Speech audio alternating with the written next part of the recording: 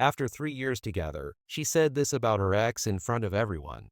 At 38, I thought I understood the nature of love and loyalty. My girlfriend, Isabella, and I had been together for 3 years and 7 months, sharing a cozy two-bedroom in Queens and splitting the rent like the responsible adults we were. I'm a network security analyst, the kind of guy who believes in schedules, reliability, and showing up when I say I will. Isabella works in marketing at a boutique agency and has always been more spontaneous, more willing to dive headfirst into whatever adventure presents itself. When we first started dating, she said she was exhausted by her ex, Marcus, an unpredictable tornado of a man who left her emotionally drained and second-guessing herself. She told me she loved how steady I was, how she could count on me to be exactly who I said I was. Over the last 6 months, though, something shifted.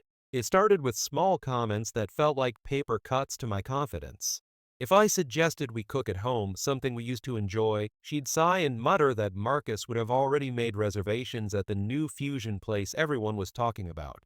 When I carefully planned weekend getaways, she'd compare my methodical approach to Marcus's alleged ability to throw caution to the wind and conjure magic out of thin air. Each comparison felt like a small betrayal, but I kept telling myself she was processing the past and that she'd eventually stop measuring our love against the chaos she'd escaped. The breaking point came on her 29th birthday, a night I'd planned for weeks.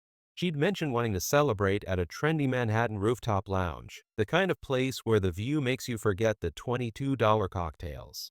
It wasn't in our budget, but it was her birthday, and I wanted her to feel special. I booked a table for 20, coordinated with her friends from work and college, and asked my buddy Connor and his girlfriend Rachel to come so she'd be surrounded by people who cared about her. The evening started beautifully.